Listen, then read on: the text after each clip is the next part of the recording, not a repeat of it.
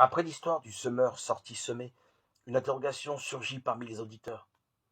Quand il est dans un lieu solitaire, ceux autour de lui avec les 12 le questionnent sur les paraboles, Marc 4,10. Qu'y a-t-il donc à ajouter que les paraboles elles-mêmes n'est pas déjà enseignées? Puis, tout le discours en parabole se clôt sur cette indication. À part à ses propres disciples, il expliquait tout. Marc 4,34. Les paraboles ne devaient-elles pas enseigner par la seule force de ce qu'elles font vivre? C'est pourtant bien ce que précise le texte. Par beaucoup de paraboles semblables, il leur disait la parole, pour autant qu'ils pouvaient entendre.